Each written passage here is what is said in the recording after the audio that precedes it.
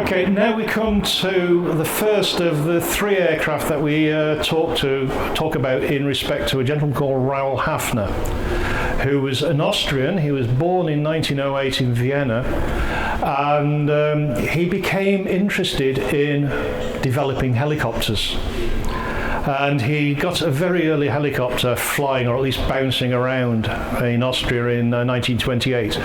1930, though, a gentleman from Scotland, a cotton millionaire, saw this and invited him to bring his helicopter to England to continue his experiments, and gave Hafner £30,000 to continue his development. He brought the aircraft there, and almost as soon as he came to this country, he met a Spaniard who was in this country developing autogyros. That's Juan Sierra. And Hafner realised that the beauty of the autogyro being an unpowered rotor, he could help him develop his helicopter without the problems of the torque of the helicopter, which is a problem even today for helicopters. So he designed and built an autogyro, which was quite successful, and then went back to developing his helicopters. And 1939, he was working for Shaw's at Rochester in Kent, designing helicopters for the Royal Navy. The trouble was, 3rd of September 1939, the day war broke out, he's still an Austrian national. His passport was, well, effectively a German passport by that time, had a swastika on. That's not the place or the nationality to be in a Royal Naval base. So he was arrested as an enemy alien and interned in Liverpool for 10 months. Now, during that 10 months, he had all the friends he'd made in this country trying to get him out and released. He wasn't a Nazi, he wanted to stay in this country and work here. So they were working hard to get him released. Eventually he was released on licence, and he went up to RAF Ringway, which is now Manchester Airport, and he set about building the aircraft he'd been designing and doing all the mathematical calculations for while he'd been interned. And it's the aircraft we've got here. Look at the yellow thing. It's called the Rotachute. His concept was a steerable parachute. How it folded up in a bomber, put the man in it, and throw it out, and it would inflate the rear fuselage, and the rotors would unfurl and spin up like a sycamore seed, and you'd be able to steer it down to the point of landing. They built it. The collapsible rear fuselage part didn't really work. They had lots of problems with it. As you're coming into land, it would fall sideways, it'd fall over, and the very expensive rotor blades would get broken. They developed the fuselage we've got here, which is a wooden fabric fuselage.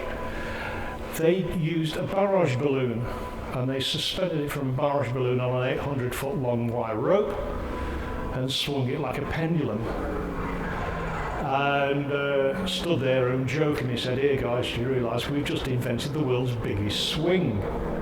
But it was a useful use of equipment to develop the tail feathers, and they got it to fly successfully. They put an undercarriage on it as well, which we haven't got on the example. And they would fly, they would tow it up behind a tiger moth, up to 3,900 feet, 4,000 feet or so. It would cast off and it would land on the spot. It did the job as a steerable parachute. The trouble is, we had by that time developed the round parachute and got the troops developing that. So there was no real need for it. So it was a bit of a dead end. He proposed that the same idea could be used for something larger. He proposed a tank or a submarine, a two-man submarine, and they gave him a jeep to fly with, and that's the rotor buggy. Well, I'll talk about it in a few minutes.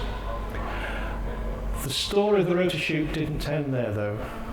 We sent some to America for evaluation, where it was evaluated by, of all people, the General Electric Company.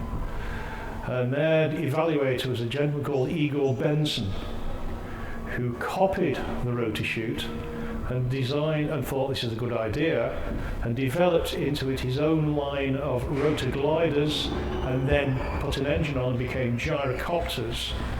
And they are the forerunners of the modern day autogyros. And of course, we have the forerunner of Igor Benson's autogyros.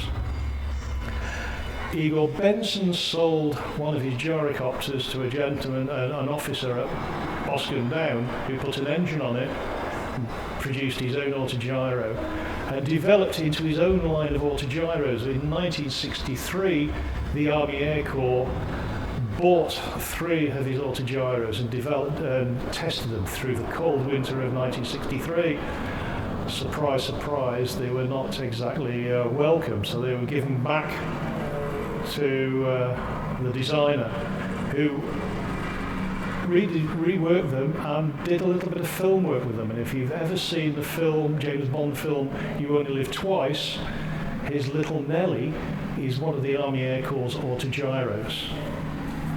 So what we have here is little Nellie's grandmother, as I like to think. And that's the Rotachute for you. Thank you.